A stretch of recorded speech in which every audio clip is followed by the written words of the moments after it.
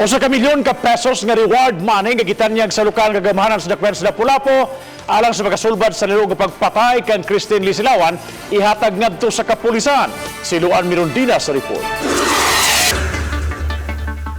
Naghuwat na lang ang lokal nga kagamhanan sa dakbayan sa Lapu-lapu sa report gikan sa Lapu-lapu City Police aron ma-release na ang 1 milyon ka pesos nga reward money.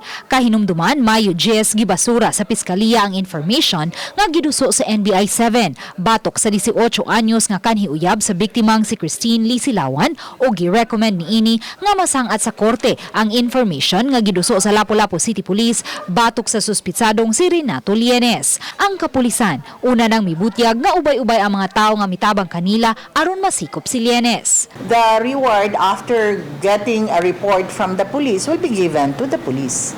Dili mo individual, ang police as a whole. Kay wa man na ni crop up ang unsa ang mga kuan, so it will be the police. The police will be the one to hatag og asa niya og unsa ang ilang kuan according sa ilang presentation. Si Lapu-lapu City Police Office Director, Police Colonel Limwell Obon sa text message mibutyag nga moabot sa 16 ang tanan nilang mga informants nga nakahatag og kasayuran aron maila ang responsable sa linuog nga krimen. Apan nagpili lang sila og 5 nga mabutang sa priority list nga mahatagan sa reward money. Samtang sa Pikasbahin, gisugyot ni Lapu-lapu City Prosecutor Rosso Zaragoza nga ilakip unta sa mabahinan sa reward money ang 18 anyos nga kanhiuyab sa biktima kinsa gi-release na sa home care facility niadtong Mayo 11 human gibasura sa piskalya ang information nga gisangat sa NBI 7 batok kaniya.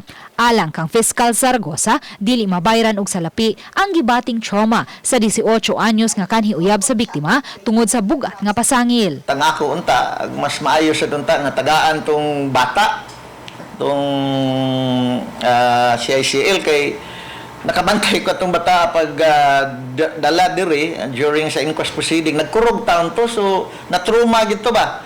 At the same time, sa katong paghangyo nako sa inahan nga ipabalik ang iyang anak, ang inahan sad mismo naka-feel ko sa kaning kahadlok ba niya or ka-stress. Mabasa nako ang naong sa inahan.